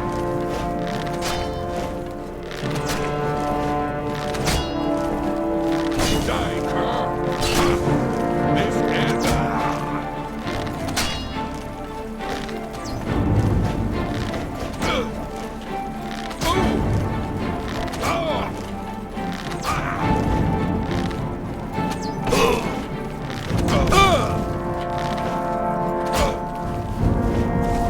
Am I supposed to be embarrassed?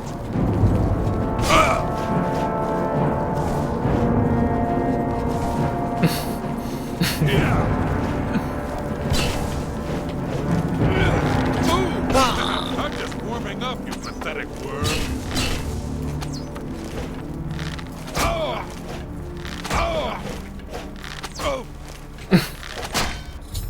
Damn it. there's some dodging skill to reduce their accuracy. I think we need some sort of tutorial to that.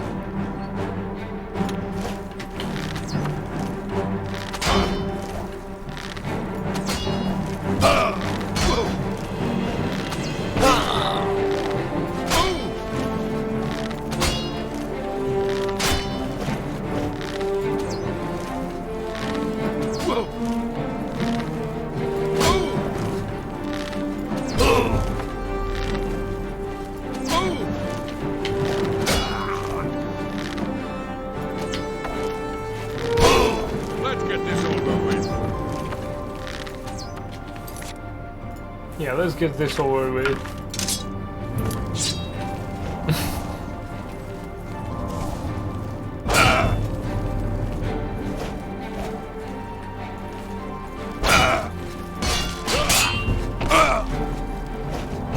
I'm just warming up, you pathetic worm.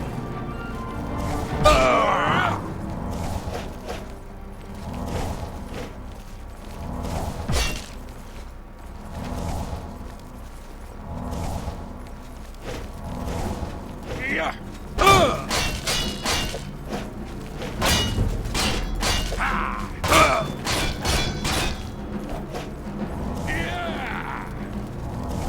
You're pathetic.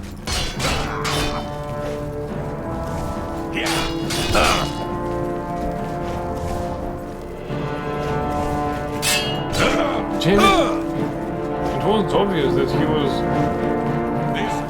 defending.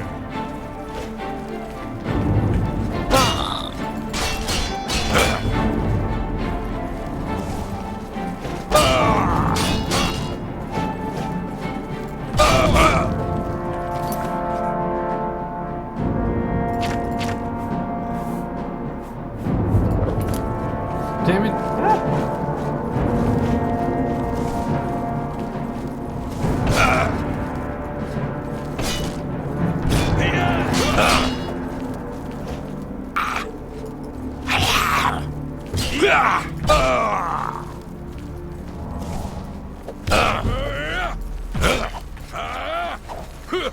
This powerful attack is incredibly inaccurate.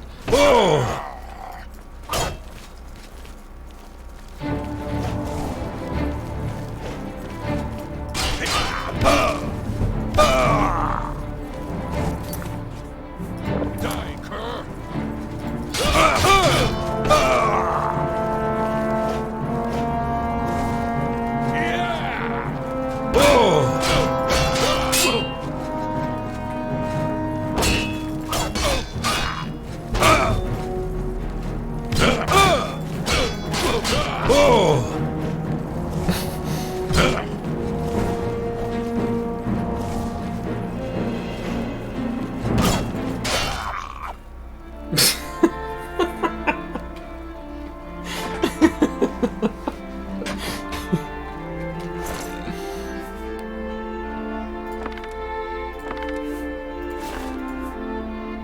Heavy armor.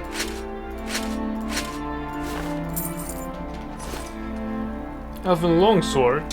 Nice piece of weaponry.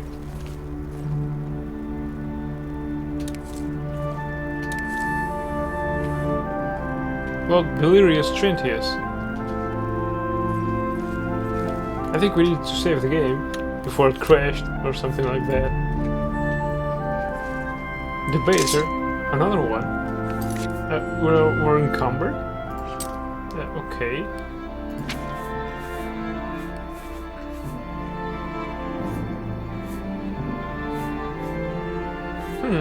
Probably we should have used that.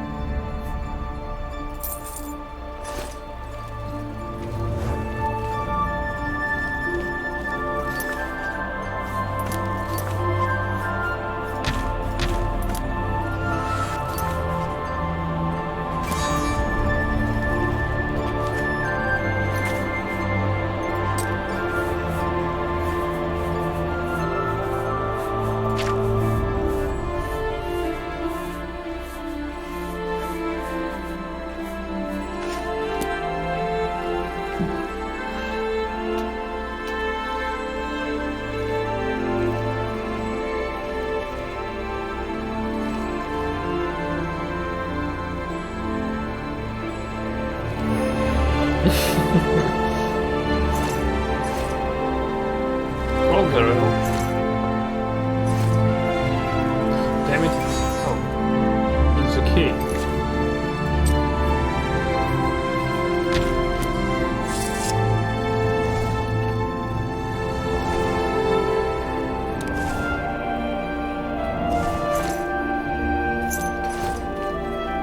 Look at his cock. Look how big it is.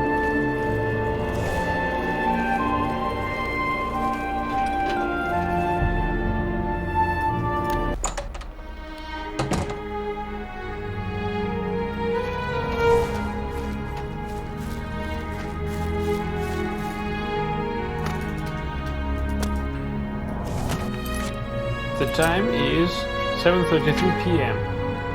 Agromir has been slain. Alright.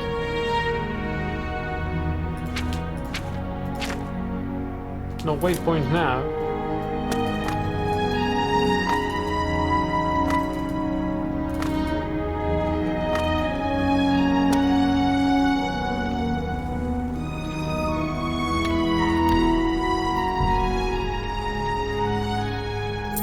It's all over, lawbreaker. It's all over, law.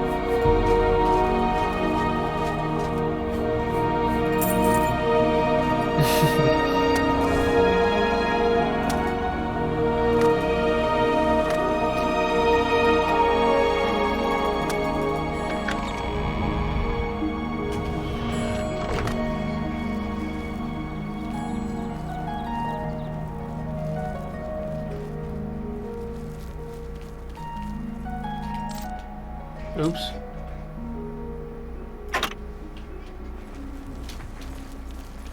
Protect and serve. It's what we do. Farewell. Where's the emergency in?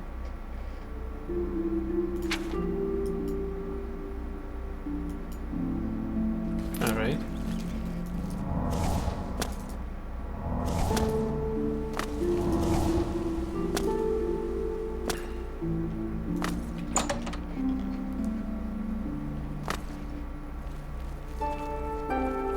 Where's Thornir? How are you?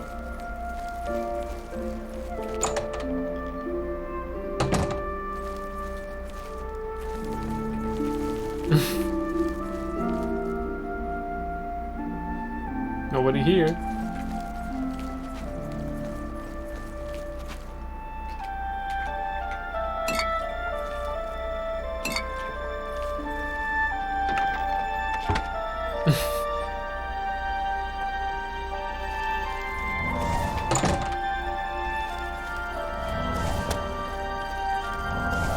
It's incredibly empty here. Khajiit. Go ahead, please. Take your time. Don't. Yeah, I get it. That's. Yes, whatever you say. I offer the finest goods and lowest prices in all Cyrodiil.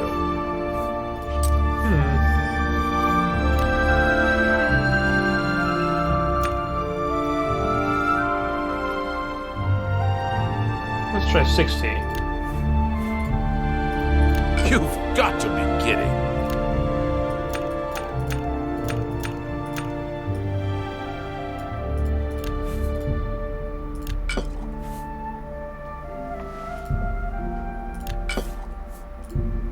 A fine transaction. A pleasure to serve you. Take care. Where's Thornir anyway?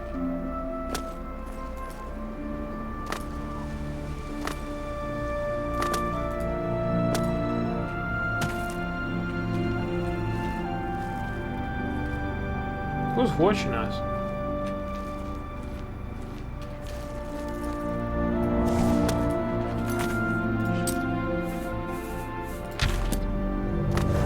Right, I think we need to unload ourselves. Especially of stolen goods, probably. Do we have much? No. Incredible.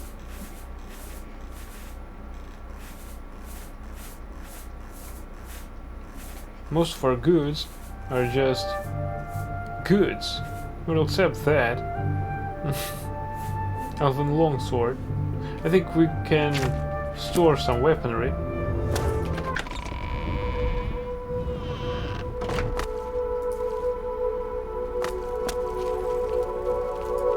Also, we need to level up, so anyway, we need to go back to our house.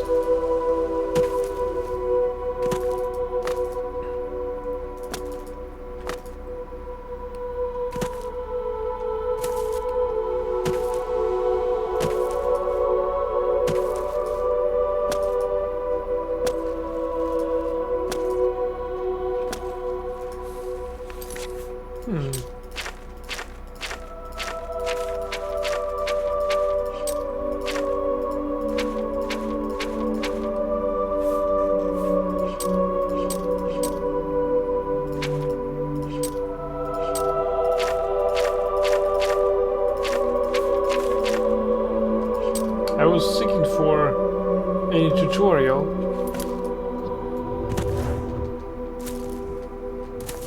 About how could we more efficiently encounter anybody in battle.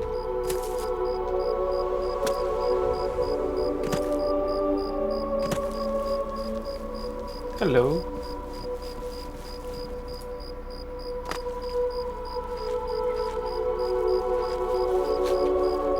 We can't steal anything from him. Yeah, that's too bad.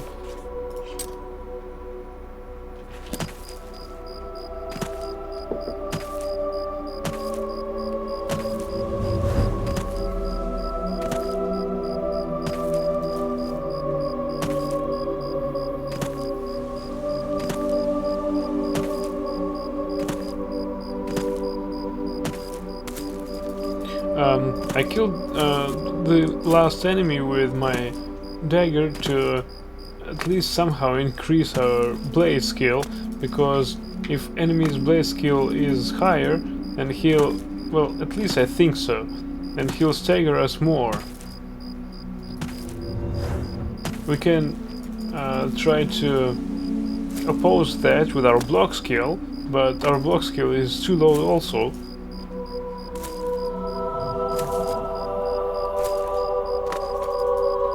For now, our highest leveled up skills are personality skills like charisma, I mean speechcraft, mercantile, also restoration, but all that does not inflict damage.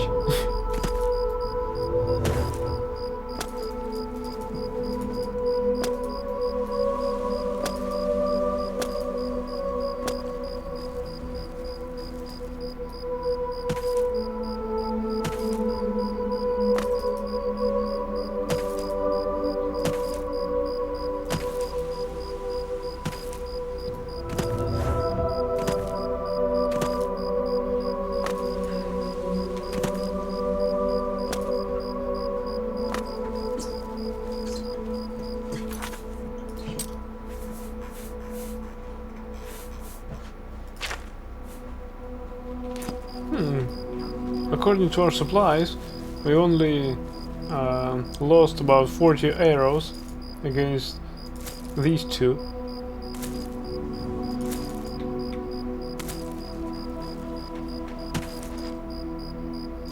It could be much. This quantity could be much higher if we didn't recover our own arrows.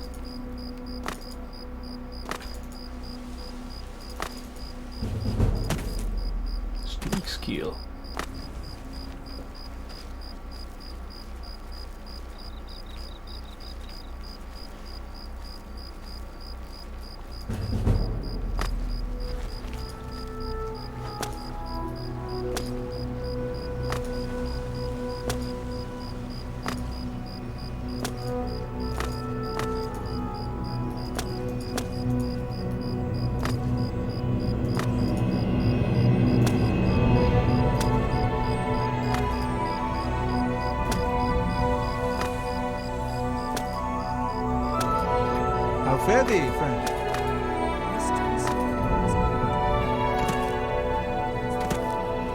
Read.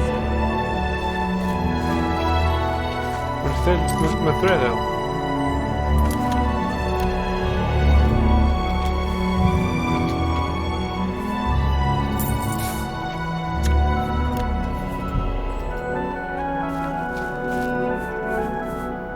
Elven bow. Ooh, elven dagger.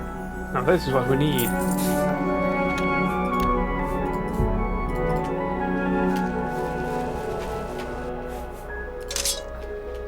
Thanks.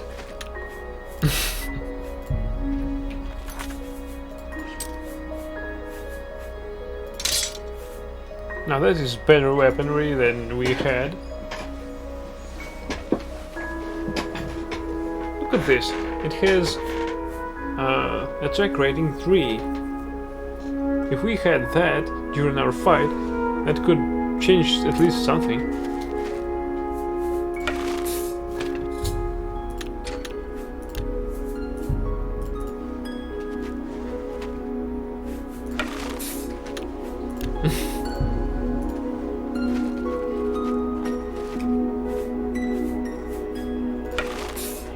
We need this elven bow.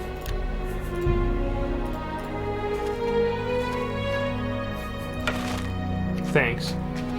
Now we're over encumbered beyond measure.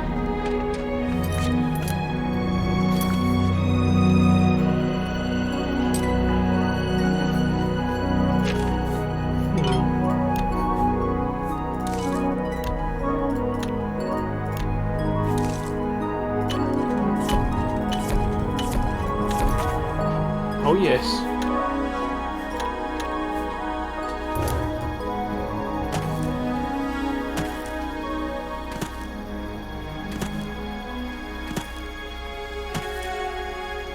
Well, at least we received everything we needed.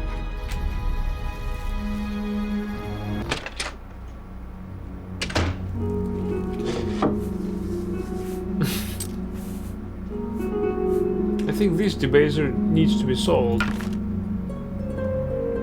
What have I done?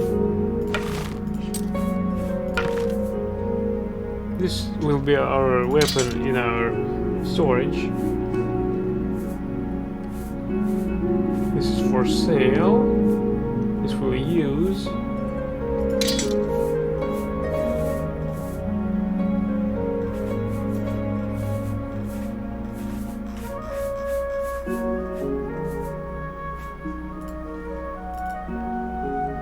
Alright.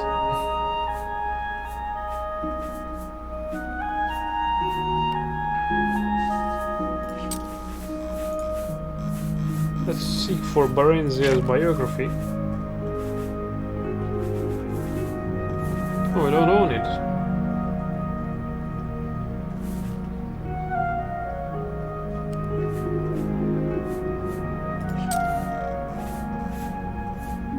Oh, we already read that. Nice.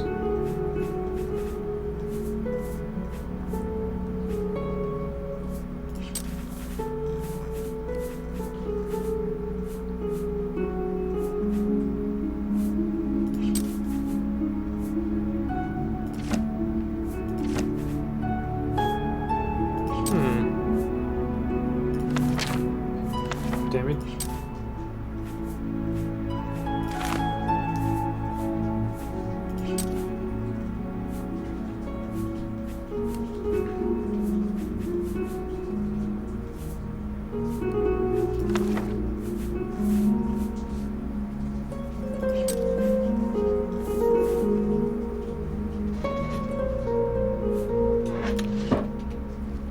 Very well, now we need to level up.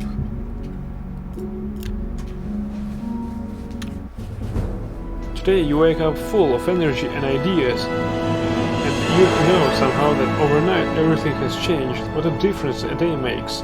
You have ascended to level 14.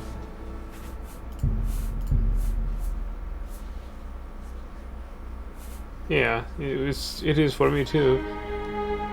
And with that, thank you everyone for watching. I hope you enjoyed it. And if you like my stream, please follow my channel. I wish you a good night, and until next time, bye!